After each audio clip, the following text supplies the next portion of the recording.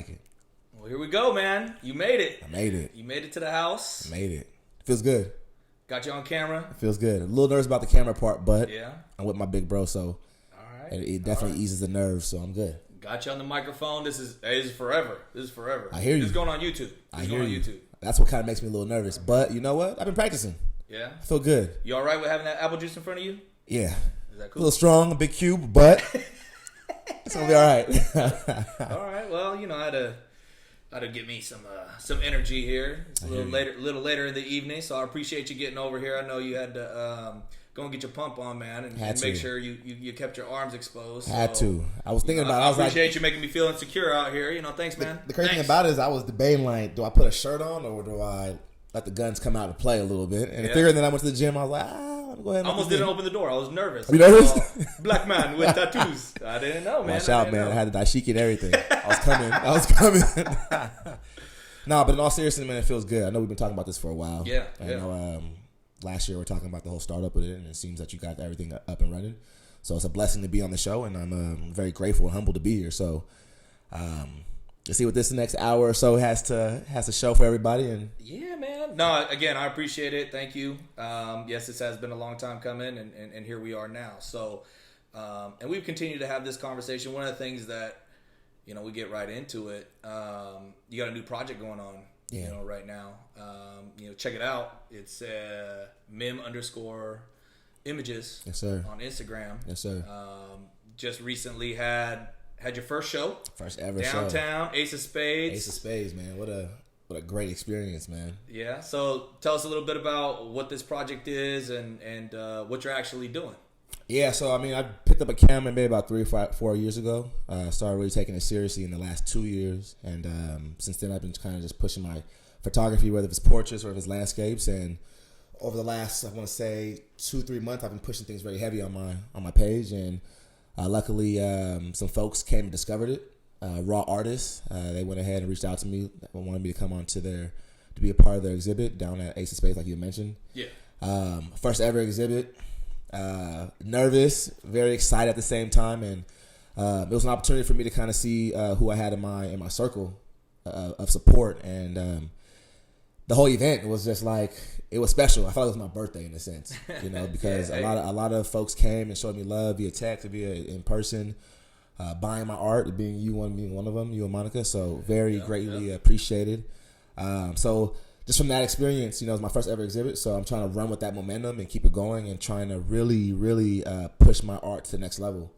I have a few projects I'm thinking about putting into motion, one being the homeless project. Yeah. You know, I think anyone who's from Sacramento can kind of understand that in the last 5 to 6 years, there's been a huge spike of homelessness, especially around my neighborhood, which is, you know, close to your house as well. So Center Parkway and Mac Road, you get off that exit and you start seeing a huge tent city. So being able to kind of get people to understand that, you know, homelessness is not a choice. And I think a lot of folks kind of look at the homeless population a little bit with... I'm going to make you define that, just so you know. You don't have to define that statement you just made. Yeah, you know, I just feel like a lot of folks are looking at the homeless in a different way. Okay. And at the end of the day, they're humans, and given the circumstances, things maybe didn't go their way. So what made you focus on that? What made you focus in that particular project?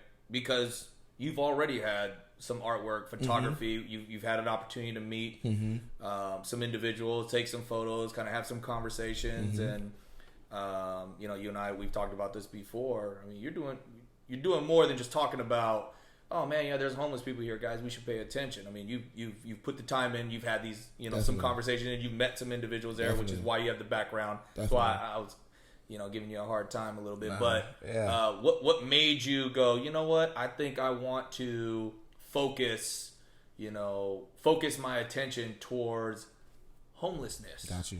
I mean, I know that's just a piece of it, but why? What got you interested in just that? Well, it's interesting because when I came back to Sacramento last year, I was able to kind of get a job working with foster youth. And through that experience, working with them and then seeing the lives that they're living and just kind of doing research on homelessness and foster youth and understanding that the two major populations that constitute homelessness are veterans and then also foster youth. So it's crazy in my eyes because those are the two populations that are getting supported from the government. But as soon as you age out in foster youth, there's no more financial support from the government. And then you have veterans who are putting life on the line, going to war, and sacrificing their bodies for the greater good of our country. And as soon as they get back, obviously they're going through a lot of different mental health illnesses, whether it's PTSD. So they're not getting support from our government when it comes to finding employment. Right. So I just find it very ironic that the two populations that are getting funded from the government at a certain point in their lives are now not getting that funding, that support. So being able to have the folks who are unfortunate kind of speak their story, because oftentimes their voice isn't heard. Right. So it's more than just photography. In my images, when you look at them, you see the eyes. You see the eyes are telling you a story, and being able to have them share their story to everyone, to me, is a powerful kind of message that's being displayed. So if you guys are interested in possibly being a part of the project, you can also look at my Instagram, MIM_images. You can reach out to me to see exactly how you can be a part of it. At the end of the day, it's more so about bringing more awareness to 1, mental health, and 2, homelessness, and 3, our youth. Foster youth is definitely a population that is definitely being underserved, and my heart's in education. My heart's in giving back to the good in the community. So I figured with the camera, with the image, it can say a lot. Yeah. So where do you see this? I mean, you're in the, I'd say, beginning stages. Mm-hmm. I mean, you've done a lot up at this point, but what do you ultimately want to see come from this? I mean, you did say awareness, so mm-hmm. I mean, I get that part, but is there a specific target? Is there a specific kind of fundraiser or just a target number goal? You trying to put together goodie bags for the homeless, or what? Is there? Yeah, is there so I've been talking to some of my close friends about, and I'm still in the beginning stage, like you mentioned. Yeah. So everything right now is kind of brainstorming, but some ideas that I've kind of been thinking about are goodie bags, being able to roll down the streets of Sacramento downtown and being able to have, goodie bags that are kind of made of, deodorant, hygiene products, socks for the wintertime, scarves, gloves, things that they would need to kind of survive these harsh weather conditions. Reaching out to different organizations, Target, Trader Joe's, Walmart, big corporations, see if they'd be willing to kind of donate gift cards, McDonald's, different, fast food restaurants, so that we can go ahead and give them some supplies and resources so they can go ahead and kind of, better themselves. I haven't really thought about, the grand scheme of things. And I think the beautiful thing about these projects is as I continue to do it and as I continue to kind of build upon this, I'll kind of get better ideas. Yeah. But definitely I want to kind of have an exhibit where everything is donation based. So you can come in with canned goods, things that I mentioned before, toothbrushes, toothpaste, gloves, scarves.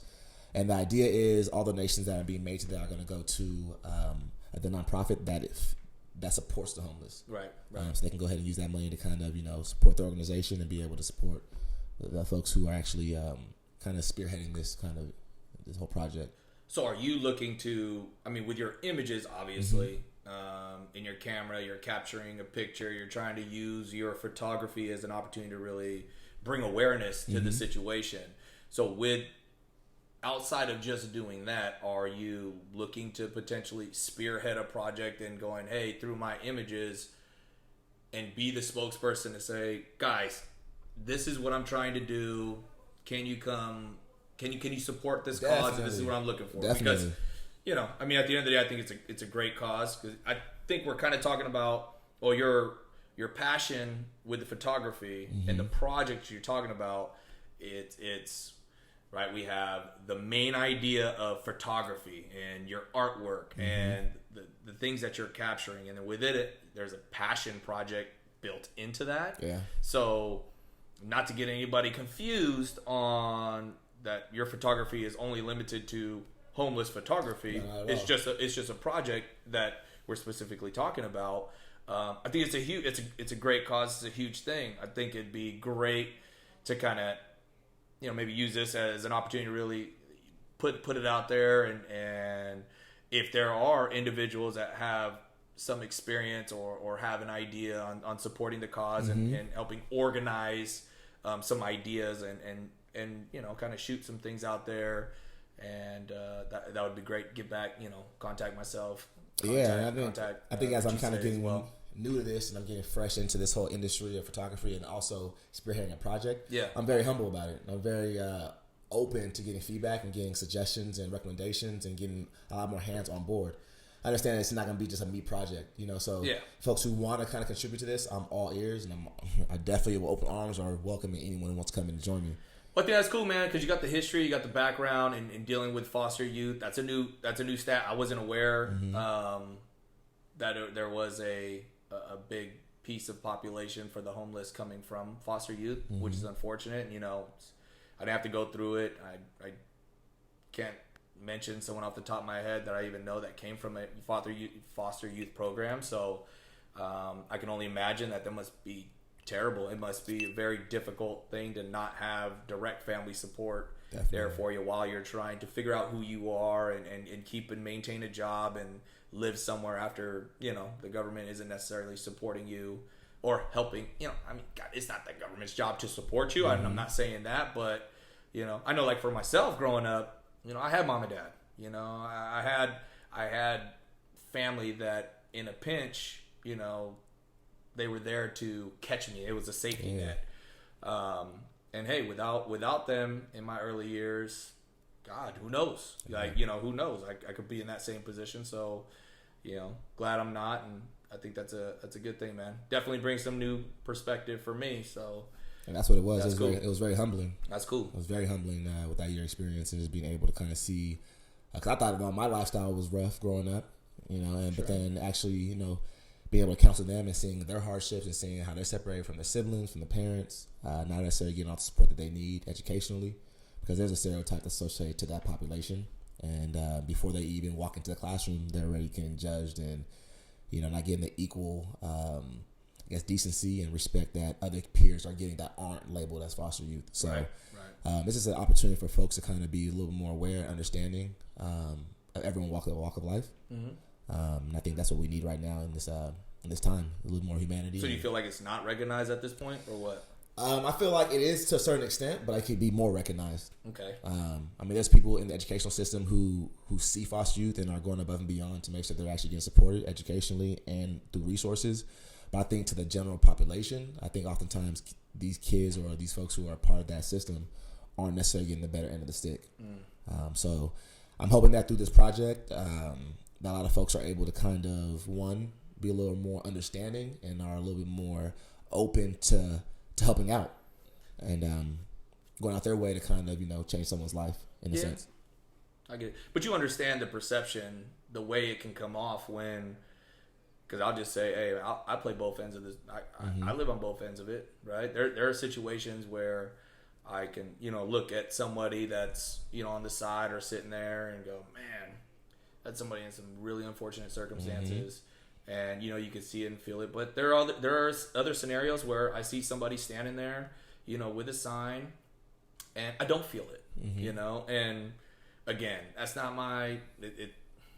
Again, they're out there for me I'm just observing and I got an opinion about it, but, I do have that natural reaction in a lot of the circumstances, like, go get a job somewhere. Go find it. Instead of sitting here asking for money, why don't you be proactive? I've seen people, well, I'll tell you, I got one story when it comes to homeless. Right on Mac, the Shell's gas station, right next to Food Source and McDonald's, right there off of Mac Road. And Valley High Drive. It was near Christmas, probably, 6-7 years ago-ish.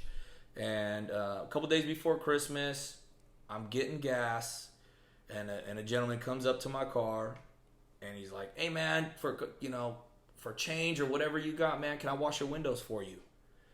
And I'm very like, hey, man, I'm out here minding my business. I don't know if this is a scam. I don't know if somebody's trying to set me up. I don't know if whatever, but I'm more proactive about making sure I'm checking my surroundings. And you know what? Just back up off me. Yeah. Figure out what you got to do somewhere else. It ain't going to happen here. And so my reaction to him was very aggressive. Okay. And I was like, hey, back up, man. Don't touch my car. I ain't got no money for you. And the guy went away, walked off to the next car, and I'm pumping gas. You know, I had naturally had a guard up. And I listened to him talk to another person, and that person let him wash the car, and she gave him a little bit of change, and he was very grateful. Okay. Very thankful, very respectful. I didn't give him that opportunity. Mm-hmm. So as I'm sitting back, I'm watching this, and now I feel like a piece of shit. I'm like, it didn't have to be. He didn't come up disrespecting, but I just was on because I didn't know. You know, I wasn't obviously in the same neighborhood. I'd been attempted carjacked. You know, not too long, not, just a couple years before that. So I'm a little more on guard when people are walking around. But I called him back over. And I grabbed all the loose change, and it was just a few bucks. Could have been more than probably $5 and some change. And I ended up giving it to him. Okay. And he ends up telling me his story. So what it was is the guy had just lost his job 2 weeks before. He had 2 kids, and he lived in the apartment complex. I was right there behind California Place, right behind the food source. Mm-hmm. He said he's got a wife and 2 kids. Christmas coming up. Lost his job 2 weeks ago. And he's just trying to make any kind of money he can. He knows it's not going to be enough to do what he wants to be able to do for his family, but he's going to do whatever he can until he gets a job. Now, that's what I use as an example, or the standard that I set, because at that point, it broke my heart. Yeah. Broke my heart to hear it, that so difficult circumstances, crazy. But that dude is doing something. Washing windows 3 days before Christmas, so it's cold, it's raining. We don't even need my windows washed, but he's just like, what can I do? He doesn't have a car to go anywhere, so he's just walking to the local gas station, trying to do something, work for some money while he's trying to get a job. Definitely. You know, that gives him a paycheck, you know, consistently. And you know, that's kind of where I sit when it comes with home. And I know, I'm sure there are other circumstances where, you know, employment is much more challenging for some individuals, older individuals, much tougher to get a job when you're older. But there are ways to, you know, that's a good example. Yeah. It's very hard for me to give anybody money that's sitting there with a sign and just saying, hey, anything helps. Like, you want to know what else will help? You know, get creative, man. Sorry, this is, but everyone has to grind some way. I don't get to just stand out there and go, hey man, give me some money. I have to do something. There's something, right? We're trading services for, you know, I'm doing a service, whatever that may be, and in return, I am compensated with money, with a paycheck, you know, or some and I think that's something. I mean, and I think our experiences can lead to bias, or it can lead to apprehensiveness when it comes to supporting or giving back to the homeless. You know, and I think experience is our best teacher, and I think that simple conversation that you heard, you know, or that you seen him with the other person at the gas station, and then having that talk with him was like, okay, you know what? Now I'm hearing your story. I needed that perspective, right? I'm hearing your story. Yeah. Because oftentimes, just in society, we're so quick to label someone based off of the exterior, and we're not actually. Well, that's where I think it comes. So that's where I think something like, you know, for me sharing a story like this, or for you to share your experiences and your knowledge on and understanding, you know, the homeless population and how a lot of it comes from foster and veterans and so on and so forth. That may open the eyes of somebody that may have been as closed-minded as I was when that individual, you know, approached my car, where I was like, I'm not having none of it. I'm not having none of it. But ultimately, I mean, obviously that'll lead to, but I mean, I don't want to get stuck on just that. You've done family pictures. You've done family pictures for me. You got some incredible. I know you were showing us some of your artwork earlier on some amazing landscape stuff, and I just want to make sure that it's clear that we got ourselves a star right here when it comes to stuff like that. I purchased, like I said, I purchased one of your canvases off of you from your show. Very appreciative of that. Hey man, by the way. super. I mean, trust me, I wouldn't have bought shit. I could have just given you a smile and a handshake and told you how much I appreciate you. Took a picture of it and posted it for you and been like, "This is what this shit looks like." Yeah. But you know, I'm like, dude, no, this is dope. It means a lot, to be honest. You know, and I think the beautiful thing about it is, is that you were with me through the progression. You know, when I first started, when I was talking about it, trying to put the thing into motion. And I'm very humbled by the opportunities I've been given. And I'm very humbled by all gone, huh? That's my shit right here, man. Sorry, tell you, slow down on those things, man. Yeah, this is you know, I catch so much shit from people. Yeah, rightfully so. Because I pound these things, but you know, it's just my sugar kick, man. My caffeine. Caffeine's my drug. Yeah, be careful with those things. That's my drug of choice, and you know, don't worry, I chase this with some whiskey. There you are. All right. Nice little equal balance. Got to keep it balanced, man. That's story. That's all about life. Balance is everything. Balance. It's Gentleman Jack, just in case you guys were curious, but because we are gentlemen. Definitely gentlemen. So got to keep it that way. Stay classy. Stay classy. Sacramento, Elk Grove, whatever. But yeah, no, that's cool. So working with the foster youth now, I know you got you have a newer role that you are. I mean, familiar. You may not want to talk about the specifics, but you still work in education? Still work in education. Back in Sacramento. This is my second year back home. Last year, like you mentioned, I was working with foster youth. This year, I'm back at the middle school level, counseling. Feels good to be back in that kind of setting. Cool, I love the foster youth population. I loved what I was able to do last year and the effect that I had on the kids. But being able to go back to the middle school and be at one central location and have a caseload and be able to still work with foster youth in some type of capacity, it just feels good. Yeah. It feels really good. So very grateful to be in the situation that I'm at right now. Great team at my school site. Great administration. It feels right to be back in my backyard. Right. Literally in my backyard. That's cool. See, that's to be able to grow up in the neighborhood, in the area, you know, go off, do your thing, get your education, grow up, you know, as a young adult, and then come back. You know, gaining so much experience in education and just life and building job or work experience, and then coming home and finding an opportunity right there in your backyard, understanding where these kids have come from, what they go through, where they're at, being familiar with their turf, so to speak. And God is good. Cool, you know, God is good, and I feel like you said, it was kind of good for me to go away. Mature a little bit, kind of experience things outside of Sacramento, use those experiences in San Jose and San Francisco to kind of better myself, be a little bit more open to diversity, different walks of life, and then coming back to my hometown and being able to, like you said, relate to the kids. Yeah. All I tell them, I'm from the center and back. Yeah, see, that's... And that right there is a connection builder. I went to Jackman Middle School. Yeah. You went to Jackman? Yeah. You know, and then I went to Valley. They're like, man, you went to that ghetto school? Those things is what makes the connection with the kids. Create the connection. There you go. And life's all about connections. Yeah. Once you connect with a kid in middle school, you got them. Yeah. And now it's up to you to kind of make that change. So what do the statistics say? Is it middle school? I don't know if it says anything, but is that the time frame where it says that kids are most impressionable when it comes to I think they're certain things, or what's your thoughts on that? You know, I'm not quite sure what the statistics are about that, but I think, you know, earlier in development, you know, you're able to kind of reach a kid earlier and then make that change. Oftentimes, from my experience working with middle school versus high school, middle school kids are a little more open to getting that feedback and getting that advice. They're not as stubborn. When in high school, what I realized, some of the kids think they know it all. And they're a little bit more apprehensive to getting that feedback and getting that advice because they think that, you know, I'm hot shit or I got this. So it's a little more difficult to crack that shell. Right. But with middle schoolers, they're a little bit more blunt. They're a little more honest, a little more vulnerable. And they want the help. They're just not quite sure how to ask for it. Yeah. So in the counseling role, you got to make sure that you understand that you respect their stances and respect their walks of life. But then at the same time, you let them know, like, hey, I get it. I was once there.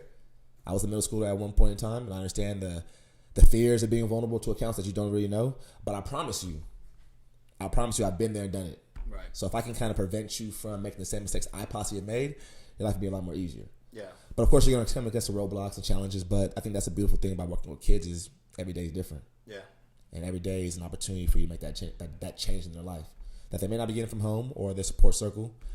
So it just feels good to be able to be in a position to have that a positive change and that effect on some kids in the middle school level, because we all at some point in time during our adolescent stages needed that assistance. Oh yeah. And it's pivotal to kind of have someone that you can relate to, that you can trust, and be able to say, okay, you know what, Mr. Madu, I don't really know you that well, but you're a cool guy. And I'm looking forward to the next 2 years of building a relationship with you so you can make a positive change in my life. And it goes both ways. Of course. You know, I've been humbled. I've grown working with kids. I've been able to look at myself in the mirror and say, you know what? That wasn't okay. Right. The way that I addressed this kid in this situation wasn't okay. And the kids will tell you. Yeah. That's why I love working with middle schoolers because they hold nothing back. That's good. They'll tell you this. A spade's a spade. They'll tell you exactly how it is. You may not like it because they're still working on the communication skills. And all they think is just being blunt is the best way to get things across. So it's able to kind of humble myself and say, you know what? You're right. Let me ask you this, though.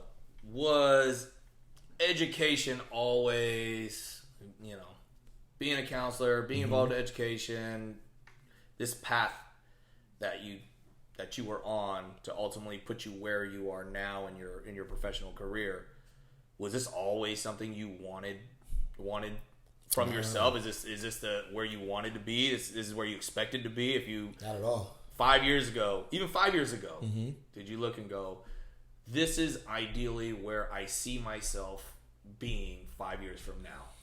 Well, 5 years ago, I was, 23? And that's actually when I applied to my grad school program. Well, actually, that's the first time I actually started my grad school program. Okay. But, you know, growing up, I mean, I was an athlete, you know, so the common goal was I want to go pro.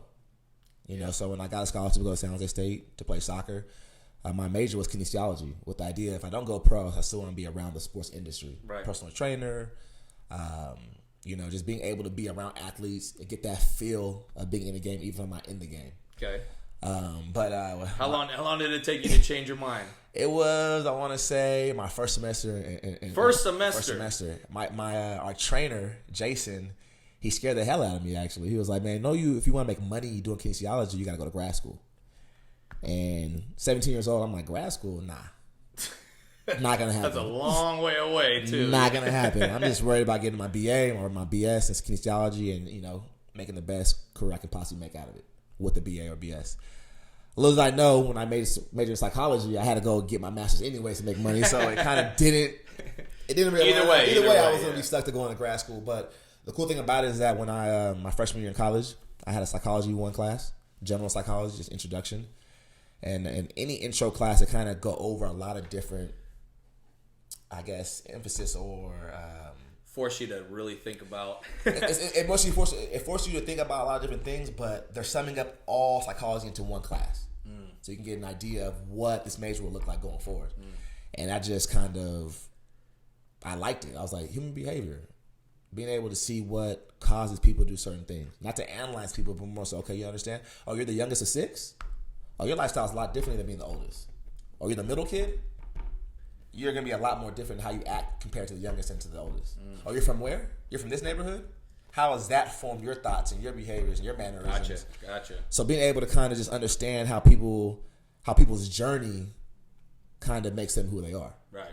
And being more understanding to people's walk of life. Yeah. I found that to be very interesting and very, it caught my attention. So after my freshman year, first semester, I went to the dean's office. I want to make a switch. Make an adjustment.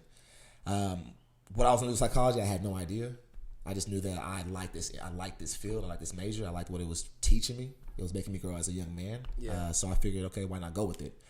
Once I graduated my BA in psychology, I moved to San Francisco. Got my first job in San Francisco at after school program, and then I worked for a nonprofit. Later on, being a college advisor. And it wasn't until I got those 2 jobs where I was working with kids in the middle school level and then the high school level where I was like, you know what? These kids actually gravitate towards me. They actually are listening to me. And I was like, I wonder why. Is it because I'm black? Is it because I'm young? Is it because, you know, I'm keeping it real with them? Is it because I'm treating them with respect? I don't know what it was, but I thought back to when I was in middle school and high school and I wasn't receiving that. You didn't have no one like you. I didn't have anyone like me, but I will say that I had a counselor in high school, Mr. Greg Ortiz.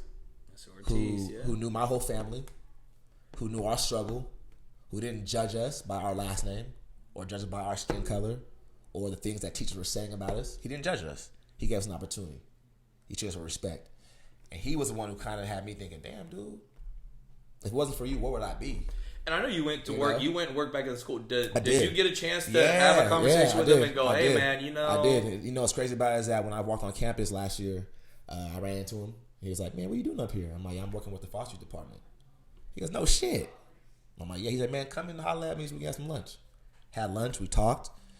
Which is reflecting back on when I was in high school, and he was cracking jokes about how I was acting, things of that nature. And I let him know, like, you know, what you mean acting? I mean, you, from my knowledge, I mean, you were younger, and I was already been there, done it, looked down. You know, Kachiside was, you know, as Kachiside, he's handling his business, man. He's playing soccer, gets good grades. I mean, but he's Kachiside. He's all right. He's not out there messing things up. What was it? What were you like in high school? Because I didn't go to school with you. So well, for me, I mean, don't get me wrong. For me, I definitely was about my education. But I was a class clown a little bit. Okay, so class clown. Class clown, getting teachers to carry me outside. But I wasn't defiant. I wasn't. Yeah, that's right. I wasn't getting suspended. Okay. I wasn't creating ruckus. But it was more so about not knowing when to stop cracking jokes in class. Okay. And kind of going a little too far. Disruptive. To the teacher's eye, it was disruptive. Go see Mr. Ortiz and have a talk with you. Okay. You know, so just talking to him about those experiences, and then let him know that even when I was in college, he was emailing me saying how's things going in college, checking up on me. That's cool. Doing things that other teachers never really did and give me an equal opportunity. I was going to say, was there anybody else that you really kept in touch with from the teachers or any kind of administrators from school? Not at all. That's crazy. You know, so kind of having him being there and just kind of, you know, being supportive. And then it was like I was saying, when I got into San Francisco working at those two schools, being a college advisor, and then I had a mentor. He was like, dude, you're pretty good at this shit. You ever thought about going to grad school and being a school counselor? I was like, nah, I'm still trying to figure out what I want to do. Right. At that time, I was thinking, do I go in sports management? I was looking at USF, the sports management program, thinking about maybe, you know, going that route. Still couldn't let the sports part Still go. couldn't let the sports go, even though I majored in psychology. And do continued conversation with my mentor. He's like, dude, I know someone at USF. I'm in the program right now. I can put a word in for you. I can go ahead and let them know that I worked with you and I can vouch for you. Shit, man, they can. The 49ers can use your we're struggling right now. Some of your psychoanalysts or whatever the hell. We're struggling. Jimmy G just ran out of bounds, bro. Run out of bounds. What are you doing? Trying to be tough for, bro? You're not Cam Newton. You're not Michael Vick. Just go out of bounds. We just paid you a fat contract. You don't need all that. Fat contract, but I mean, how do you feel about it? Let's just say Jimmy G. If Jimmy G is still healthy right now, do we have the tools? Do we have the weapons? What is it? Pros and cons. Let's break it down. Let's be realistic. Okay. Me, I'm Mr. I'm diehard. That's my team no matter what. But I'm also the first one that's going to talk shit about what I see. Yeah, definitely. Whether you got to keep it honest with your team. I'm not like the majority of these Raider fans out here, straight up. That when you're, you know, Oakland who? Right. I'm calling Oakland Raiders. When you are on a super losing, you're having a super losing season for years and years and years, and you still come and talk shit that you guys are the greatest team. And of course, I'm generalizing, but I'm just basing this off of many of the conversations I've had, especially with Raider fans. That ain't me. When my team sucks, I'll be the first. I'll tell you my team sucks and where they suck and why they suck, and I am just as trust me, way more frustrated than somebody can tell me how bad my team is, because they don't even really know anyways. I know the intricacies of why they are as bad as they are. So with that being said, what is it for you? Obviously, we only have one win. What? The thing about us is I feel like we don't have playmakers, and I think right now injuries definitely kind of hurt us and plagued us. So playmakers, I think on the outside we need a true number one receiver. Okay. I think right now Marquise Goodwin is a great receiver, but I don't think he's necessarily a number two. I think he's more built to be in the slot. Pierre Garcon's getting up there in age. I mean, he's dropped a lot of balls, bro. He's hurt, shoulder, and I mean, if we're looking at Pierre Garcon back when he was with the Colts, yeah, that was a great receiver. He was doing his thing. But now he's up there in age, and I feel like he lost a few steps, and he's not quite there. I do like the rookie that we got from Washington, Dante Pettis. I think he's a good receiver. I think in year 2, year 3, he'll take that jump because he showed flashes this year. He's hurt too. And he's hurt. But I just think our season has been plagued with injuries. I mean, think about it. Before we even got into week 1, we lost our running back, Jeremy McKinnon, who was going to come over and was going to be projected to put up monster numbers in Kyle Shanahan's offense. You look at when Kyle Shanahan was in Atlanta with was it Foreman? No, not Foreman. Freeman, excuse me. And Tevin Coleman. 2 running backs who were put up 1,000-yard rushing, receiving, everything. So I think if we would have had him, That 1-2 punch, man. Him and Breida, yeah, I feel like we would have had a good chance to actually, make some positive strides. They had a true number one receiver too. They had Julio, who could stretch it out. And they had Tony Gonzalez for those last 3-4 years of his career.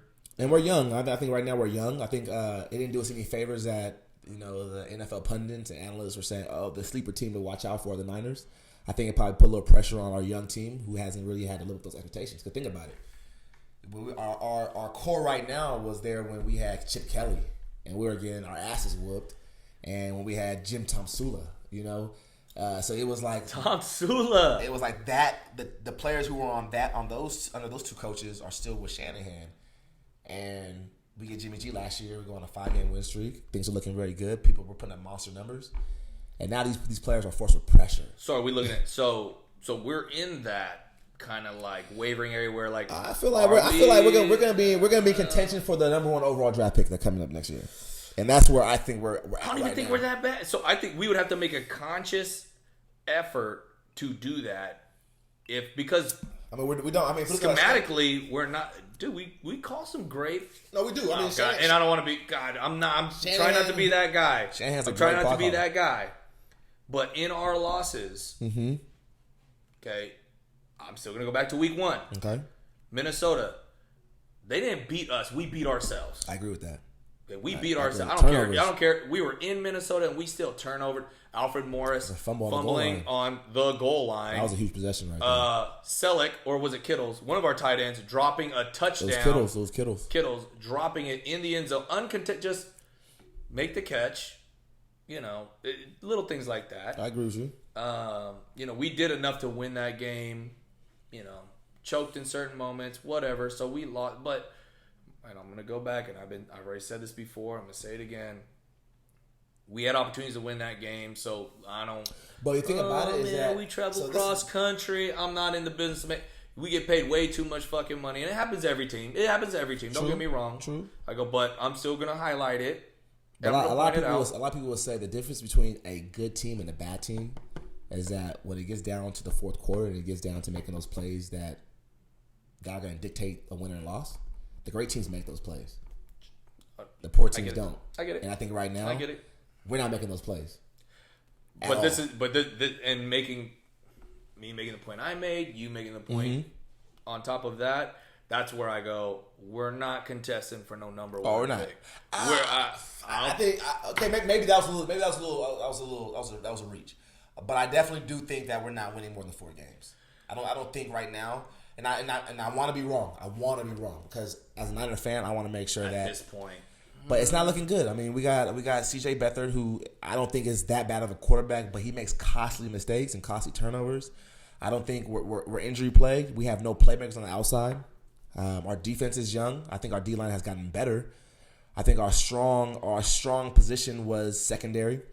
Fuck! I hate our fucking secondary. But going into the season, our secondary was going to be our strong suit. We had Adrian Colbert, we had Jaquisi Tart, we had Jimmy Ward, we had Richard Sherman, we got our kid Witherspoon. Witherspoon is garbage. I fucking hate Witherspoon. Get rid of him. You know who was worse? They target that motherfucker. Of course. Every week, he gets. But hear me out though. That's the price you pay when you're going. Who's 48? Who's number 48? Who's our fucking? I think he's a safety. I don't even know. I can't even say his name. I don't even read it because all I see is him getting smoked. He can't.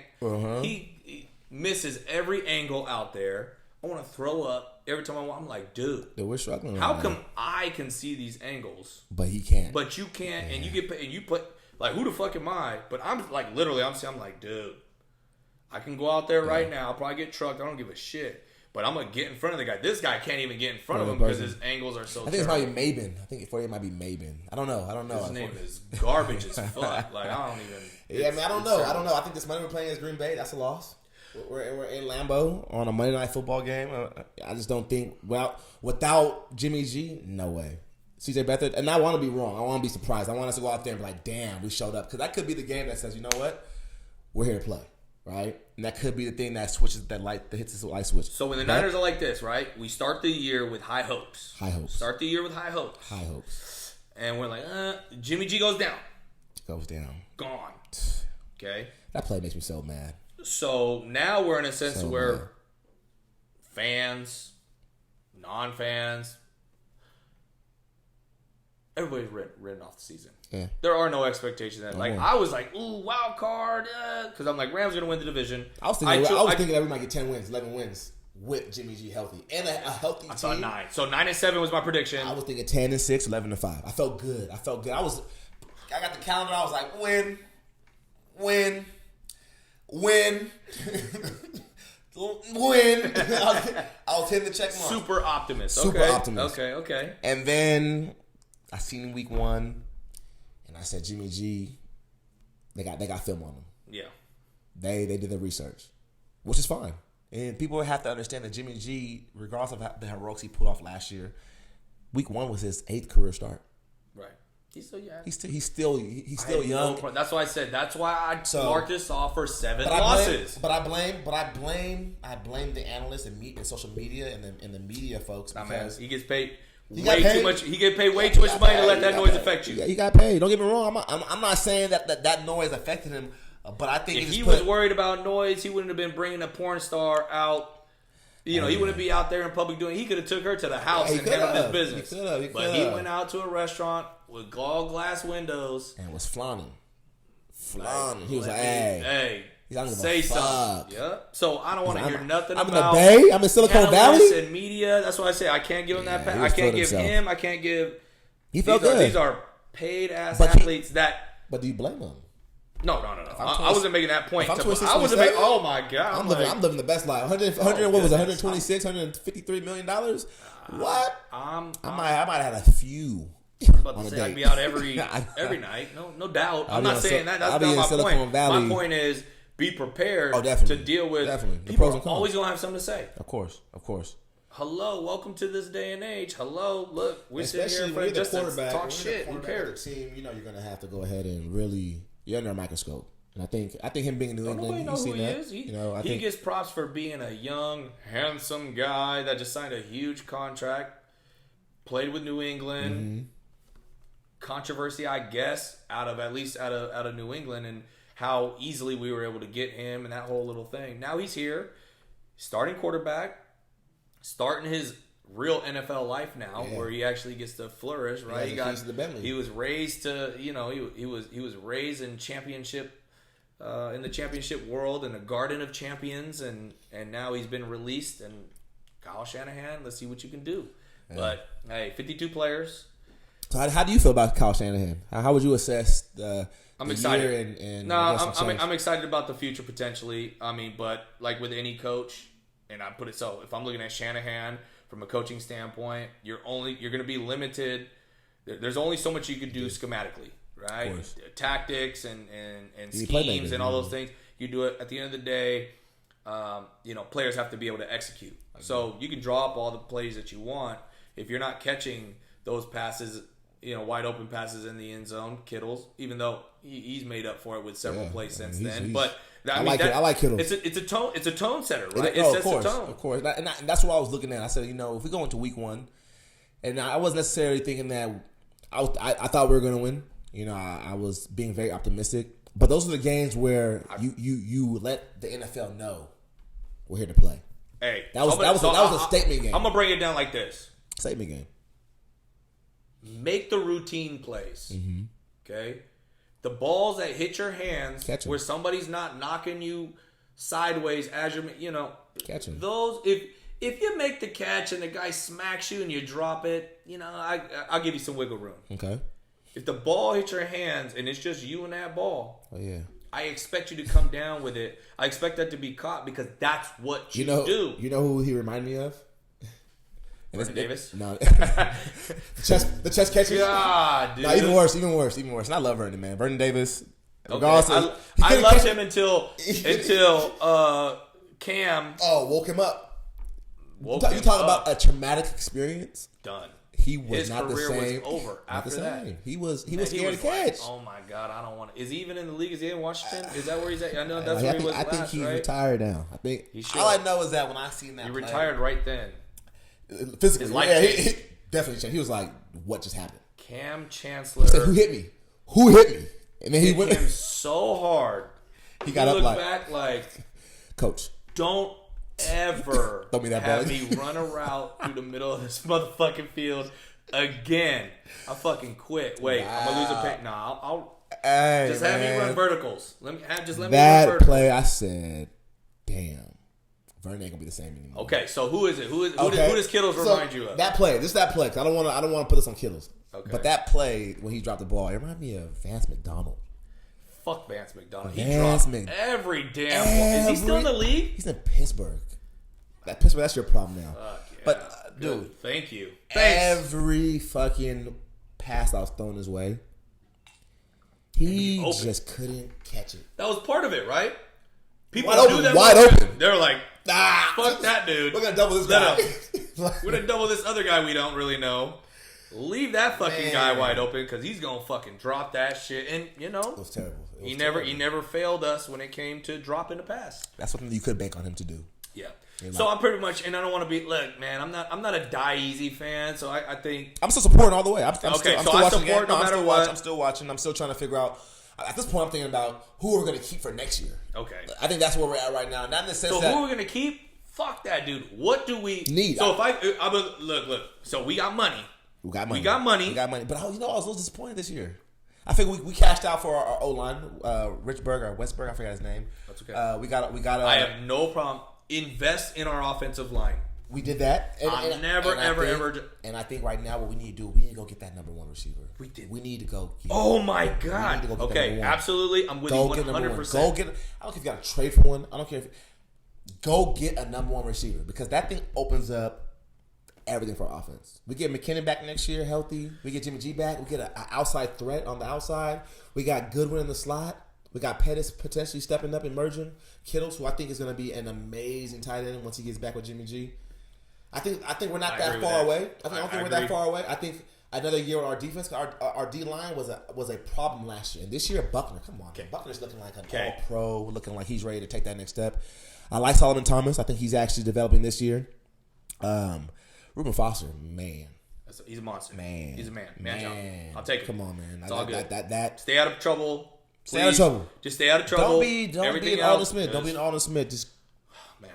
There aren't very many that can be Alden Smith. That dude just fucking lost it. He lost it. I don't even want to talk about it. I agree with you. Number one receiver to me is priority number one. Just somebody that's going to draw attention and can make a play. Like a Josh Gordon type. Fuck, but problem. I get it. Okay, so I just mean like because I think I don't want to go and pay hella money for someone though. I don't. So that's why I would say that's the reason why I brought him up as an example. What made me mad was the fact that he went to the Patriots and the Patriots gave up a fifth or a sixth round pick. We couldn't give up that up. Hey man, we couldn't give up that. That made me.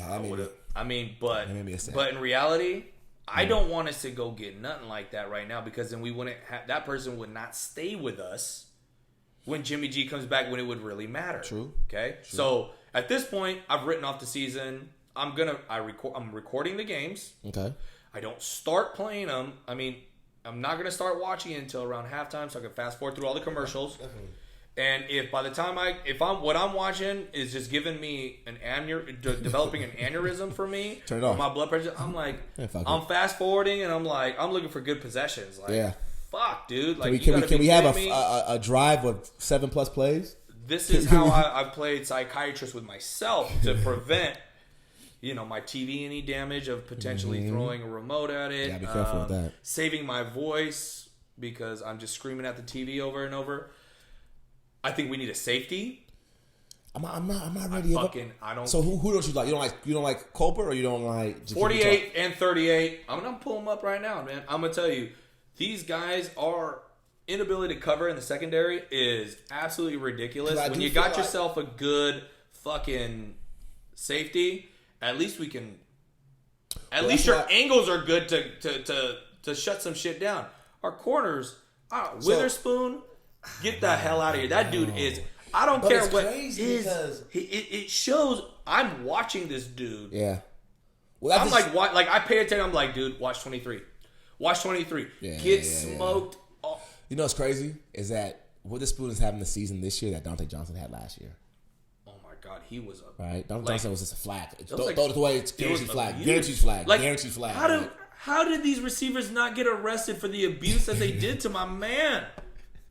And I'm like, dude, you take my jersey off, dude. Quit wearing my Niner jersey. Dude, I was like... He's out of the league, I hope. Dante Johnson, like, what are you doing, bro? You're not even turning back. You're not locating the ball. Like, who coached you?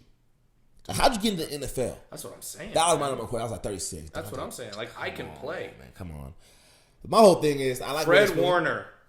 Oh, Fred Warner's not bad. He's our rookie. He's our linebacker. He's our rookie. Nah, I like him. I like him. I think him. I think him and Reuben Foster are going to be our linebackers of the future. I'm not saying they're going to be Bowman and Willis. Maybe. But I definitely see those two being a 2.0 version of that. Maybe 38. 38 is Mabin. Trash. I think that's Mabin. They got to be 38 or 35. What I would say is this: when we have our starters in safety, I'm talking about Colbert and Jaquiski Tart. Oh, those two are nice. I like Colbert. Okay, well, I like Tart. I'm telling you this right now. Very underrated. Don't fall in love with. Hold on, man. I gotta find these. Jimmy Ward was a disappointment. He was just injury overhyped, prone. Man. Overhyped, injury prone. He's versatile. Exum Jr. Oh yeah, he's trash. Come on, man. Garbage, dude. Trash. 49. Harris. Nah, man. Trash. Definitely 38. Who's 38? That's 38 is Exum Jr. Yeah, he's trash. He had a pick six, but it was lucky against the Chargers. You got one. Witherspoon is the most garbage. But hear me out though. Let me tell you this though. Last year, Witherspoon had a great rookie year, and I think maybe it was because he was playing across from Dante Johnson, so he didn't get targeted that much. But the numbers that when they threw the ball toward Witherspoon, he actually performed very well. Now this year, he's the opposite of Richard Sherman, who is a veteran, who's well respected around the league. So people aren't targeting Richard Sherman, so they're coming at him a lot more often. I don't think he's ready for all that pressure. But what I will say is, if your only job, he has potential. If your only job, okay, is to defend receivers, shadow their routes, understand stay with these people, and you can't do that. I'm not saying one game or two. Every single game, he's getting roasted. Inside, outside, doesn't locate the ball. Yeah. Bites on every jab step. You know what hella makes me laugh? Hey, they be like, they running straight up. He's all you gotta do is just and he's gonna fall for it. Yeah. And he thinks he's gonna go and intercept that shit. You know what makes me laugh? And then like and they're gone. He's gone. And then he's turning around and he's looking for his safety, and I'm like, hey, don't trip, man. You look in the wrong place. Yeah. These safeties, this fucking Exum Jr. ain't gonna do nothing for you. And I think these players that we're talking about right now, like Exum Jr., they're not made for the bright lights right now. And I think that's all due to bright lights. But I think they're not made for the NFL. But I think that's goes back to my original issue was the fact that we've just been injured. We have had so much injury. Even Joe Staley got hurt. You know, Breida got hurt last week. I'm gonna give. Look, I feel like so. My reality is this, real quick. Okay. I'm gonna give John Lynch this next offseason to identify these things that clearly I'm sure he has the same type feelings. He knows, and he's a DB. I mean, he's a defensive. God, I'm sure on, he knows. It eats his soul. He's probably in the press box like, what the. I want to go out there and play right now. Give me a goddamn Panthers jersey. See? That's what I'm saying. Now, my biggest thing is this.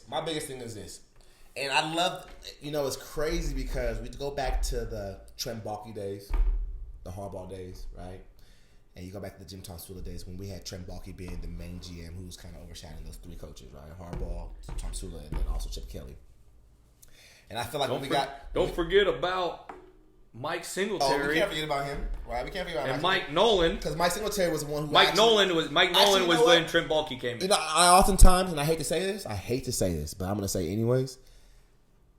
Singletary and Harbaugh remind me of Mark Jackson and Steve Kerr. Okay, right? That's a great comparison. I've never heard that one. That's a good one. Harbaugh was the beneficiary of Michael Singletary and him getting those players. I'm talking about Bowman. Willis, but you're right. But don't get me wrong. It definitely goes into coaching. I'm not saying that Harbaugh didn't do a great job coaching, nor did Steve Kerr do a good job of coaching. No, in their respective professions, they're excellent at what they do. But the talent was there already for them to coach, and I get it. Talent is one thing, but coaching being in the right positions and coaching being in the right schemes is another thing. But I just want Mark Jackson and Mike Singletary get their credit. Well, credit's due. Okay, so let me ask you a question. That's my thing. Let me ask you a question. That's just my thing. Mark Jackson, I think he got the respect that Did he? I'm going to say yes. He got fired. And okay, so we're going to go to that. But I'm going to go back. Mike Singletary. Okay. I don't feel like he was a great coach. I feel like he did I think as a player, I like his personality. Mm-hmm. Hard nose. He's a hard-nosed coach. I like that, clearly. I embrace that style when it comes to coaching. How he dealt with his players overall. Poor. I remember that spat he had with Vernon Davis on the sideline. Like, come on, you can't do that. You can't like, do that on TV. My problem was this. He tried to be... It was always like he was the star of the show. You know, he was always going to... It's similar to the John Gruden thing right now with the Raiders, where it's like, Mike Singletary... You're going to Mike Singletary for your clips. You're not going and You're not talking to Vernon Davis. You're not talking to Alex Smith. You're not talking to Frank Gore. You're talking to Mike Singletary because he's going to give you a soundbite. Yeah. He's going to give you a soundbite, and he's going to be hard-nosed. I'm Mike Singletary. I used to play for the Bears, and I'm a Hall of Fame linebacker. Mm-hmm. You are. Yes. But, and the position coach, sure. Mm-hmm. He was our linebacking coach before he got that promotion into being the head coach. Mm-hmm. But, so was he there? Did he take over the team? Because Mike Nolan was actually if I'm not mistaken, when Patrick Willis was drafted, I believe it was Mike Nolan who was coaching at the time he was drafted. Mm-hmm. So those players were coming in under Mike Nolan, which we had everything except for that. Those were when Mike Nolan was there. That was the time we were trying to find a quarterback. We had already had Alex Smith, but we were benching him, and we had like Cody Pickett playing. Oh, how about we had Tim Rattay? Tim Rattay, or Cody Dorsey, Pickett, Ken Dorsey. Yeah, I mean, this was while we had Alex Smith. We're shuffling quarterbacks trying to find because Alex Smith couldn't do it. I'm not gonna lie, dude. I was like Ken Dorsey. I was really optimistic, and maybe I'm just an optimistic person. Because Miami, Ken Dorsey only lost one game in his college career. Like, man, he's in Miami, and I think he never lost a high school game either. So I was like, oh. And then he became the quarterback coach of. Oh my God, what do I want to say? The Panthers. I want to say Carolina. I think it might have been. After he left, It could have been. But Panthers. anyways, but yeah, man. So Mike Singletary. So when you use that, I like it because it was like one coach, and then you went to the next, and then Jim Harbaugh came in, also a former player. So when it came from former player to former player, right? So Mike Singletary, Hall of Fame quarterback. Jim Harbaugh, well respected quarterback in the NFL. Mm-hmm. You had the same exact roster get handed over, and it's a night and day difference on how the team functioned and performed and executed. Mm-hmm. Like, okay, bam. Fresh breath of air, man. So let me tell you this. When we had Harbaugh, I was living in San Francisco. Oh. I was living in San Francisco. And Bruno Niner fans know it was. Who has it better than us? Nobody. You don't understand, man. Like, no, I understand. You do. You would. Yeah, you do. You do. Because. But you were right there. You were in the thick of it. You were in the thick of it. We've been terrible for a while. Long time. Right? 10 years. And you had this gentleman, Harbaugh, come in intense. It's between us and Miami, right? We're over here like Don Ross, the GM or the owner of Miami Dolphins, are pushing hard for Harbaugh. We want Harbaugh. And for him to choose us, it was like, okay. Stanford, man. Stanford. We had that shit. He didn't have to go nowhere. He didn't have to move. He didn't have to do that. Family was there. That was too easy. It was too easy. All we had to do was match him. All we had to do was match our offer, and we were good to go. And then as soon as he walks into that building, culture changes. And San Francisco, man, like, you don't understand the city of San Francisco, because this is when we're South Candlestick. This is when I'm talking about. And you know how it goes when your team is booming. All the rappers, all the professional, all the stars are jumping on the back. I'm talking about you had E40 at the game, rap, all that stuff. The city of San Francisco was electric. Those 3 years, man, 3 straight NFC Championship games. I was there. What Super Bowl appearance? I'm talking about the whole energy of the city of San Francisco. Was first NFC Championship game when Kyle Williams fumbled twice against the Giants. Come on, fuck Kyle Williams, bro. Fuck him. And guess what? You know what I'm mad about is that. The whole season. I'm so glad his career ended when he tore his knee. I was so happy. Damn. Kyle Williams, number 10. That's intense. I don't wish that upon nobody. I don't wish it, but when it happened, I said, that's karma for handing the Giants that shit. Because then the Giants ended up winning the Super Bowl. And think about it this way. Who would have thought that we'd have been like, we needed 10 again? If there was one player that you're like... Nobody! Who was thinking, 10 again injury was going to be the deciding factor of that game? But how do you... And this is what I'm saying. How do you fumble twice times? And my whole thing was like, I love Harbaugh for having faith in this place. Like, you know what? You fumbled once. I have confidence. Go back out there and get it. Not in that game. Not in that game. I'm giving that A. I'm sitting back to locker room. Watch the fucking film. Watch the film. Hey, Frank. Get back there. I'm going to need you to feel... I know you... Crabtree. Go back there. Just fair catch it. That's it. We don't need you to get any yak. We don't need you to get any... Just fair catch it. Run to the 20 and fall down. If I'm back there, just... Fuck it. Wave your hand up. Just don't even catch it. Don't even move. Don't even catch it. Run off to the sideline. Run as if you got the ball in your hands already. Just run to the end zone. So that was a time watching that game. I was watching it at I was sad. I was watching at Jessica and Anthony's house, and there was a group of people there, and we're pumped and we're blah blah blah, we're cheering and stuff. And then that happened. I had a hissy fit.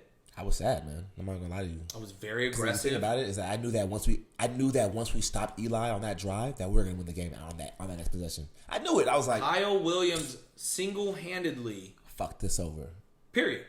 Sorry. Guess what? You're on the stage. You get paid to do this shit. You get paid for me to tell you how. And I never forgot that. I never will. Never forgot never it. will. Because guess what? And then on the flip side, the very next year, Super Bowl. Bam. And we lose to the older. Was the older brother? John Harbaugh's older, right? Yes. Lose the older brother. And I don't know if he was the older one. I don't know. If and you know what's crazy is that I was like going into Super Bowl. I was like, oh, we got this. There's no way that Ravens defense. I just don't understand why we didn't run. Why did we throw the ball 3 straight times? I don't understand.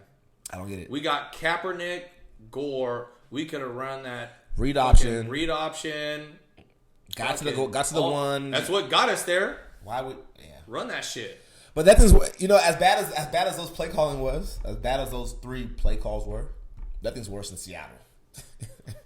Oh my! That is worse than what Pete Carroll was trying to do with you have Marshawn Lynch on the 1 yard line, and you want to throw a fucking a slant to who? I can't tell you who the receiver is. Gives a fuck. I believe 100% that Pete Carroll did that for Russell Wilson. I agree. That's it. There's no other reason. There's no other reason. I think, honestly, and to go off of that, I think it was like, you know what? Marshawn Lynch was being an asshole the whole press conference. Like, I'm here just not to get fined. Did you feel like that? I did. So, I'm not here to get fined. Hey, Marshawn. So, what's up with this beast mode? I'm just here not to get fined. I don't think that sat well with Pete Carroll, and I think Pete Carroll and Russell Wilson are like. Well, guess what? That's why they only have 1 Super Bowl now. And now Seattle. Because of that. Yeah. Because of your own. You couldn't get your own personal feeling. Fuck your feelings. Man. Fuck your feelings. This is business. Let me tell you something. So how that broke down, and I'm gonna tell you this, and I catch a lot of shit from a lot of Niner fans for this. I don't give a fuck. When my Niners ain't doing it, go Patriots. Oh, that hurts. I catch a lot of shit for that. Why are you saying go Patriots? What about? I appreciate greatness. Greatness or cheating? Greatness. When you do it over, over 15 years, I think. Sorry, I think there can be asterisk next to the Patriots. We all. You know what? Every NFL team can have an asterisk. Every team. Fuck, dude. I mean, they got caught cheating. Any other good one? Any good ones? They got caught. So you saying the Niners in the 80s and 90s were steroids? So what? So we want to hold my boy Barry Bonds to it when the whole fucking league. But when you're great, when you're great, yeah.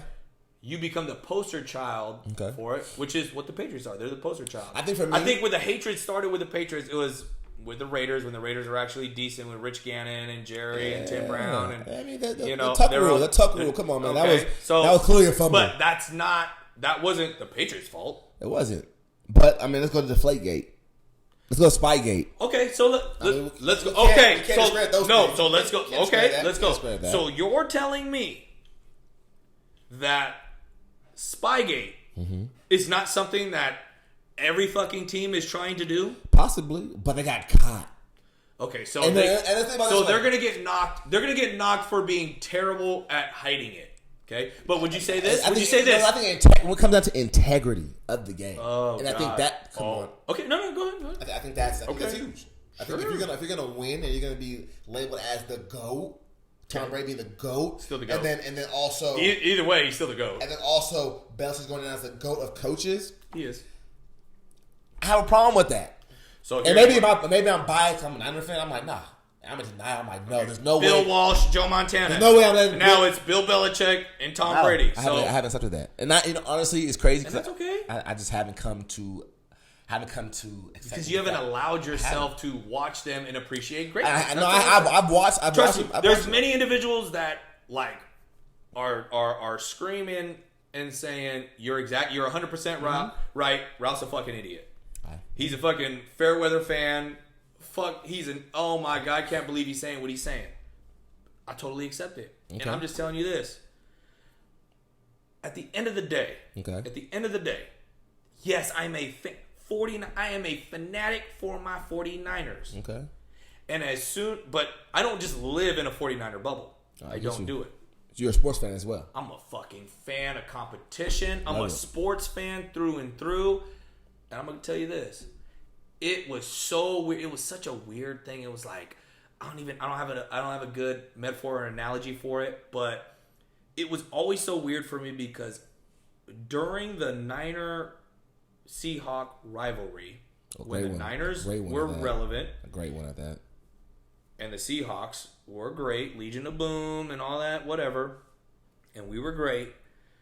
And I will say, fucking Seahawks, they beat us way more than we beat them. Way more. So we couldn't even win in Seattle. Psychologically, we got everywhere. As soon as it was like we're intimidated by their defense. To Seattle, period, it was like, oh, we lost. Yep, we're intimidated. Kaepernick. How about we didn't have enough dogs on offense. That's what it was. We didn't have dogs. No dog. You know we didn't have dogs. You know me upset. NFC Championship game in Seattle. We should have won that game. Mm-hmm. Kaepernick picked. Yeah. So, I'm sorry, man. That's just one of my upset. Favorite players of that time frame. Still, one of my all-time favorites, dude. On the Niners, all-time favorites. In my lifespan. Allow me to guess. In my lifespan. Allow me to guess. And it's not a Niner. I'll give you that. Oh, okay. I'll give you that's that. the case. I'm not gonna. Is it Seattle? Oh my God! Right now you make me upset. Right now you make me upset. Okay, I'm gonna get a guess. Take a guess. Offensive defense. Give me that. I already gave you the team. Okay, but I said it's within that time frame. Hit me after there's 50 players on the team. That's a lot of people to guess. That's a lot of people, but there are 50 people that start, and I guarantee you it's no one that was on the bench. Okay, so give me offensive defense. Give me that. It wasn't defense. So the former. Come on, man. 3. Marshawn Lynch. Fuck, beast mode. Beast mode. Fucking. His aggression was just like, dude.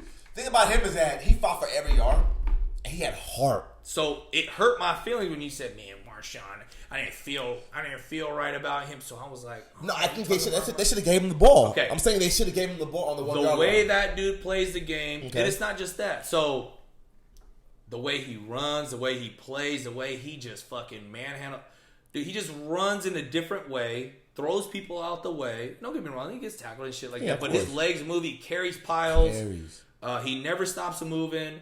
When he gets tackled, he has great sportsmanship. Yeah. On top of it, he gets up. It's all good, and he's respected. The defensive people that tackle him, they're like shit. They help him up. They fucking like you. I watch that shit specifically because I like him, so I pay attention now. Like, I mean, you had Marshawn going against one of the greatest linebackers of all time, Patrick Willis, and when they met, when they collided, it was like okay. You rarely see Patrick Willis get ran over. You rarely see him take a few steps back. But they had that, like you said, the mutual respect. It was like, hey, dude, Marshawn, you a fucking beast. Yeah. And when he scored touchdowns, he wasn't doing dances. He turned around and he shook his offensive lineman's hands. Without y'all, I wouldn't be in here. Thank you. And then he run to the sideline and gets the Skittles. Like, hey, I'm fucking hungry. I need my Skittles. Like, everybody else is like, I remember him making a point on one of his interviews and shit. And that's what's so crazy. He's a hood ass motherfucker. Hood ass. Hella hood. Oakland.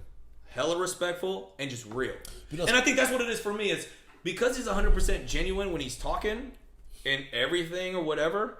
And then he got whatever. I know some whatever. He didn't want to talk about or didn't want to answer certain things, so he got. I don't blame him. He got called out some shit, and then it was like, I'm just here so I don't get fined. He was making a point like. The thing about it was this, and this is what, as a sports fan, like, and I respect Marshawn on multiple levels because he goes, dude, I have social anxiety.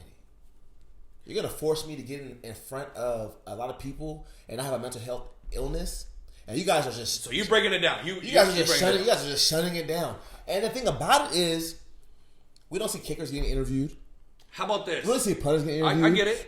And the fact that he's the star player and he's getting a lot of rude comments from media. Fuck that. For analysts about. How about this? Oh, you know what? He's being X, Y, and Z because he doesn't want to speak to the media. No, he's actually taking a stand. He's like, no, fuck that. I have a mental illness. I don't feel comfortable talking in front of big crowds. I have social anxiety. I don't want to do it. So why does he even have to explain himself? He shouldn't even have to explain himself. Shouldn't have to. How about this? At the end of the day, you want a soundbite? That's bullshit to me. Look, man, I don't come out here to try to be a leader. I come out here to try to run motherfuckers over. And I'm helping my team out. That's it. If you ask anyone in the locker room, that's it. If you ask I'm here to listen. You know what I sign a contract with? Seahawks to win games. Give me the fucking ball, and I'm gonna run through these motherfuckers. We know what those crazy is. So when you're asking me questions and shit, and you trying to make like, dude, this isn't like. Look, I know I have obligations that kind of come along with it, sure. But then once it crossed that line for him, where it became very, he's like, man, I just want to play. I just want to play. I just want to play the game of football. I just want to come and play, man. I just want to come and play, and I'm going to play with everything I got. I'm not going to come here because he is getting judged for how hood. Look, I'm saying that he's hood as fuck. When I hear him talk, it don't bother me. Like, to me, I'm like, oh man, he's a genuine ass cat. That's cool. You know what's crazy? But it's just like he gets judged by the media for that shit. Every other, and I think Marshawn's a great spokesman or representative of folks who come from the hood because he gets stereotyped for being dreads from Oakland, being in the hood. But this motherfucker is so fucking smart. You ask anyone in Seattle, they had interviews on this shit. Hey man, who helps you with your finances? Who helps you get your money in order? Marshawn.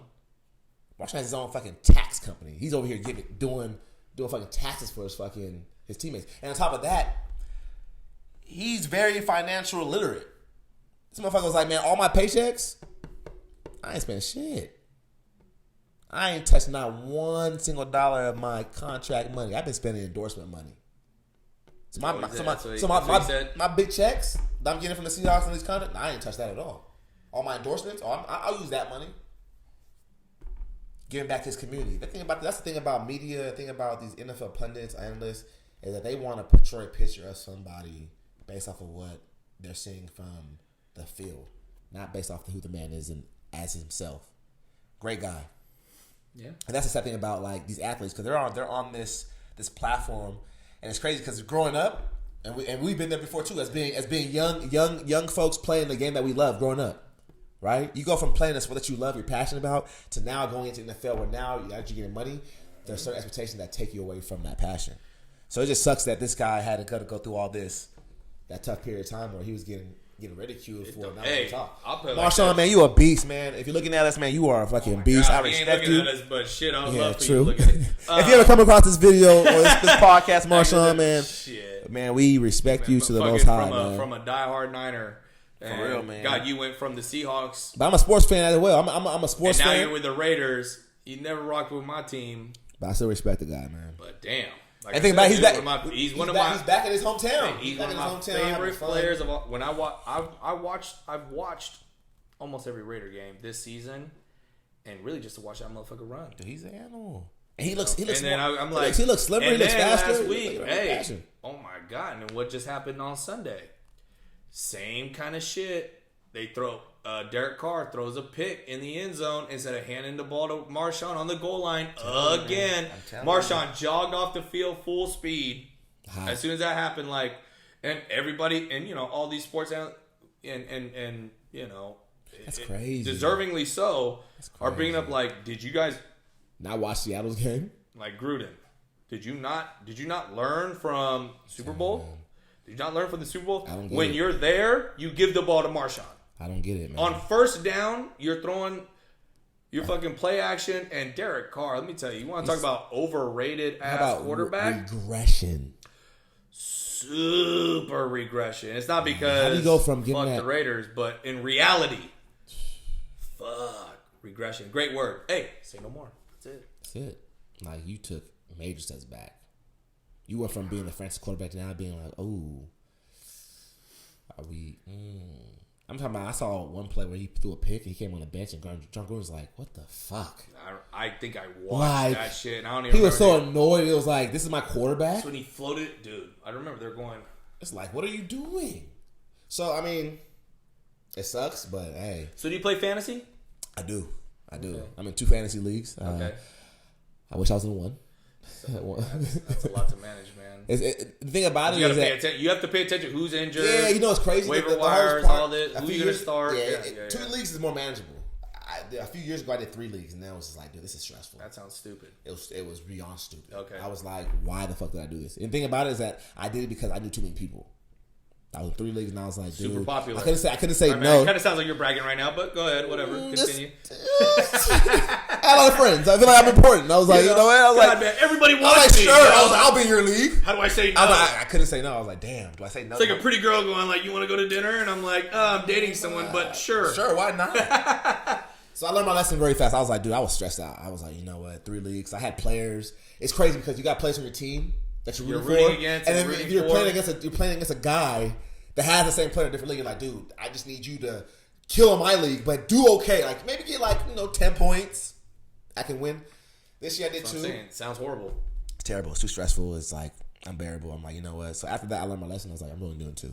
Okay. I'm doing 2. I'm doing 2 this year. One of my leagues, I'm 0-4. Terrible. Sounds like I'm not optimistic about this league either. Okay. All right. I think from the get-go, I did terrible. First pick, terrible. Nervous on the clock. Who'd you get? Jeremy McKinnon. You're one of those fucking fanatics. Well, thing about it, I was very optimistic. Nah, man, you were overly clear. Well, first of all, so you have to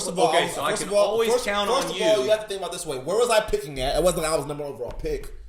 I was number 12. I thought you were number 1. No. You said my first pick. I was thinking, yeah, my first pick in the first round. I'm like, how did you not get Todd Gurley, fool? No.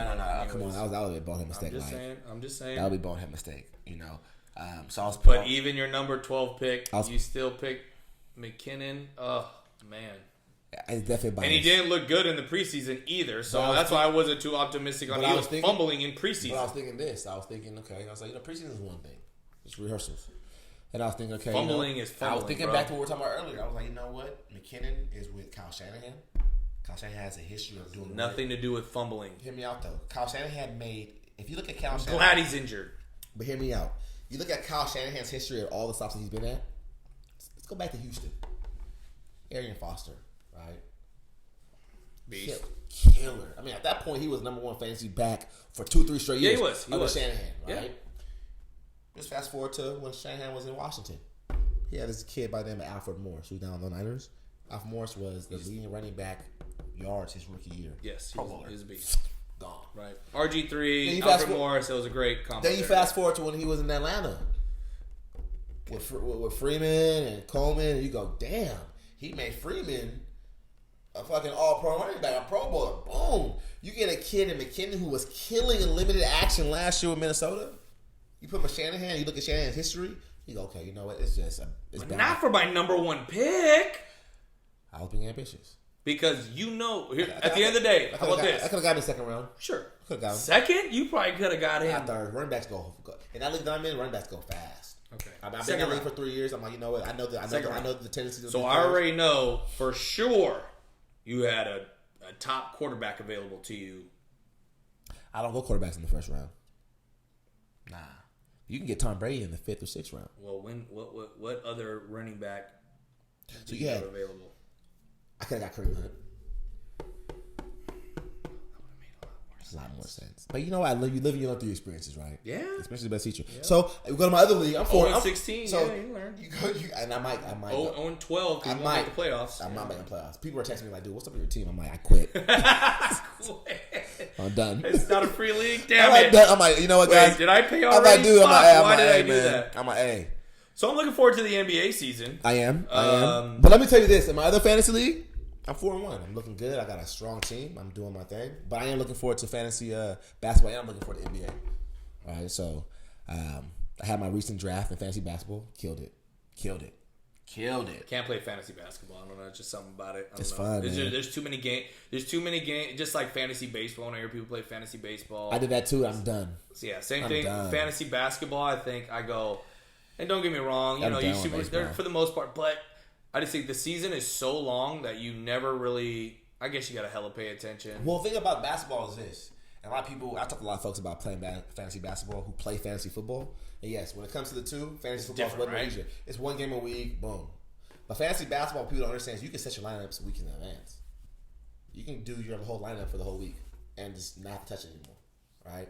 Okay. I tried baseball. I knew I wasn't going to like it, but I was like, before I say no, let me try it. Let me go ahead and just get a try.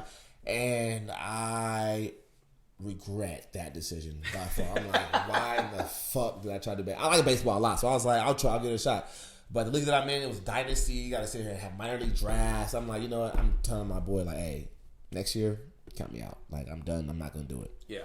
But fantasy basketball. One of your 4 million friends, because you have so many of them, right? Something like that? I was thinking like 2 million. Okay, gotcha. Makes sense. We round up. All right. Round up by 2 by 2, round up. Okay. Nah, but so I'm done with that. Fantasy basketball, I got a good team. I can actually show you my team. My team is actually amazing. I think. No, man, I'm not about bragging. I think we gave you enough time to brag about your fucking. I think my team is. Hey, so I want to get back at you. Okay. With this whole Patriots are cheaters and morals and winning the right way and Spygate and Deflategate and things that I think are very minimal to the overall idea of. I mean, let's just face it. Either way, when they went after the Deflategate, they had to go into the. They went and played against Atlanta in the Super Bowl. And let's go to that because that was the year that happened, right? Mm-hmm. Or they go all the way there. Atlanta did a pretty damn good job of losing the game that they had won at that point, and it had nothing to do with a deflated football or anything like that. So all that ends up doing is when they get caught doing something. The way that I see it is when you were that great for that long. People just pay attention to you a lot more and are looking for things to get you caught up on. You can say that. Because, you are that great, so you got to be doing something. The reality is but who's to say New England is even getting to the Super Bowl if they didn't have the deflate game? Who's to say they would have won that game if the balls were actually pumped? Okay, so I would say when they went back to the Super Bowl the following year. Let's say. I'm not gonna lie. I mean, don't get me wrong. I think Brady's a great quarterback. I think Belichick is a great coach. And when he's 41 years old and he wins MVP. I think they have a great scheme. I think they have a great system in place because you can put anyone around them. I think their system just works. It's amazing. It works, but for them, their culture, their players. I think for me, I don't want to hand over the torch.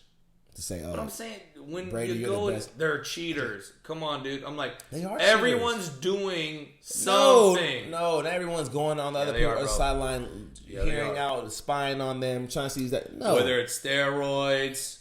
They're watching. Hey, Spygate, watching film, doing. Fucking come on, dude. There's always. And do I have proof? No, I'm just saying like, same way I go. Hey. I don't care. The government can say there aren't UFOs and aliens out there. Mm-hmm. Look, man, just because they say, I'm not listening. Dude, there's UFOs. Okay. I'm just thinking to myself. There's other people just because, and I'm sure just because it hasn't been highlighted the way it's been highlighted with a pig. And I'm not trying to put them on a pedestal. I'm just saying, I appreciate greatness. You know what happened last year? You're going to tell me. What? They went to the Super Bowl. They lost. They lost to a better team. Brady can't catch. That's one thing he can't do. He's a GOAT, but he can't catch a ball wide open. Come on, Brady, get together. Eagles got hella excited and they're getting smashed up already. They're terrible this year. They got cocky, bro. I mean, so my question is this. Hella cocky. My question is this. Because Philadelphia, if you know Philadelphia, even if you haven't lived there, you just know all the stories about the fan base. They're very aggressive. Now, my question is like, your quarterback of the future is Carson Wentz by far. Right? Okay, yeah. By far. Sure. But how long of this mediocrity the fans go, Foles? They'll find. They're not going to blame it on. Wentz has the rest of this year to figure it out and turn some things around to keep them. They're going to give him this. Don't get me wrong. I think Wentz has a bright future. I think he's going to be the quarterback of the future for Philadelphia. But I'm thinking to myself, like, he didn't win the Super Bowl. He didn't win the Super Bowl. Yeah. And he got a Super Bowl ring, right? But we all know that when it comes to winning Super Bowl, he gets a pass for last year because of how great he played. He was an MVP candidate for sure. Up until he went down. MVP. He just hasn't played up to that standard now, but he has the potential to do so. But I just, and I'm not saying that I want the fans to turn on him. I'm not saying that because I like Wentz. I think he's going to be a great football player. He's cool, yeah. He has it. Like you said, I don't hate. But I also want to recognize. I want to recognize the fact that he's in Philadelphia, and these Philadelphia fans, man, they turn on you real fast. What have you done for me now? Yeah, but I'll also say there's a window of grace that's going to be given to. Okay.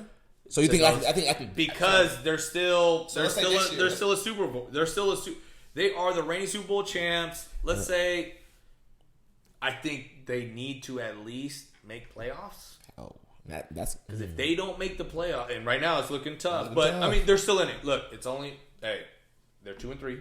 2-3. They're in the NFC East, where you're going against the Dallas Cowboys. You're going against the Redskins. Cowboys, you're going against the Giants. And you're like, and who's doing well in that division? I don't think any of them are. No one. So, I mean, they can definitely. So winning their division, and tomorrow they have actually a division game against the Giants. So there's still it's still out there, right? So there's still. I mean, you don't hit the panic button this early in the season with it. It's not. They're not carrying on into the season the way that they finished last season. That's for damn sure. Mm-hmm. Storybook year. Embrace it. Fine. Same way when the Giants won the Super Bowl. They got hot. Yeah. They did the damn thing. They got into the playoffs, and they were just untouchable. Eli, did it. Whatever. Eli great Super Bowl. Switch, man. So who do you think is more clutch in the playoffs, Eli or Peyton? Oh, Peyton, absolutely not. You mean Tom Brady? Because Peyton Manning I'm saying if you had to choose between, if you're like, man, you know what, I have my football team, we're going to the playoffs, and I had to choose between Peyton or Eli to lead us in the playoffs. Or Eli in the playoffs in the peaks of their career, or when? Just the overall playoff history. Just playoff history. I'm giving it to Eli. Yeah. Okay. He made the biggest, most clutch plays. Throws. How about that throw to Manningham? Ooh, right in the in between two. Dropped it. It ended it was the first down that pretty much damn near ended the game for the Niners, because if he doesn't make that throw, that was in the NFC Championship. That one, and also the one against the Super Bowl, against the Patriots. In the Super Bowl. There was one that he had David Tyree. Tyree was one, but then Manningham had a catch in the Super Bowl the other year. Yeah, no, that's what I'm talking about. I'm sorry. Yeah, you're right, man. Manningham those are the two different ones, right? So Tyree was the first one against the Patriots, and then the second Super Bowl was Manningham. I'm sorry, I wasn't Niner. I'm tripping. But I was rooting for the Patriots, so I felt like Manningham had a catch against the Niners. Well, that's it. And then we got him after, Yeah. But yeah, I'm taking Eli just because he's done it. Peyton has way underachieved in the playoffs for all the years and all the great. And here's the difference: Peyton had weapons around him. Reggie Wayne, Marvin Harrison, Dallas Clark, Edgerrin James. He had no excuse to not ever none even make a Super Bowl in Indianapolis. He had no excuse. And I think that what makes me more excited is like, damn, Eli had Manningham. Brandon Jacobs. Get the fuck out of here. He had Tiki Barber. Tiki. Plexico Burris. Yeah, Plexico Burris. And he had Tom Coughlin. Like, damn, dude. Damn. Victor Cruz, but I don't know if Victor Cruz was there. I don't know if he was there either. I don't think he was there for the first Super Bowl. For sure, he wasn't there for the first one. Yeah, maybe the second one, but I don't. I think Plexico Burris was there for the first. Plexico had a touchdown. Yeah, he had a touchdown in one of the Super Bowls. Yeah, that was before he shot himself in the leg. Like an idiot, dummy. What a dumb piece of shit. I'm like, what are you doing? Yeah, but hey, what are you gonna do? You live and you learn. But that was a tough lesson to learn. Literally, like you really had to go through a lot of shit. How you explain that, man? How you get shot shot? myself in the leg, bro. How'd you do that? I was in the club doing my little 2-step, and then the girl was up on me, and next thing she hit me in the left, and then next my gun just. Pop. Hey man, come on, dog. Like for real, what are you doing? What are you doing? What are you thinking? Yeah, I don't know. That's yeah, I don't get it. But we got a lot of money, you make some stupid mistakes, and shit happens. Shit happens. Well, cool, man. I appreciate you taking the time to come out here. This was a long time coming. It's fun, man. Our first time. I like this. I'm not gonna lie, I was a little nervous. And the gold mics intimidated me. I was like, damn. The gold mics. I was like, shit, this shit is bling bling. I'm like, man, you don't want to put this on your neck; it'll turn you green. But it looks cool. It looks, right? I mean, I'm telling you, this thing is it's fool's gold or what? This thing looks good, man. I definitely. It's 10 karat. I had these plated before we came out. But in all seriousness, man, I'm grateful for the opportunity. I definitely want to be on some future shows. I definitely want to be a part of this, and yeah, man, the opportunity was amazing. Very very grateful. Let's do it again. Let's do it again. Ladies and gentlemen, I wish we had more. Kachiside Madu in the building. Yes, sir. Mim_images. Please check me out. Please check it out. MIM_images. If you don't want to follow, just give it a shot. Just look at the art. Look at my website.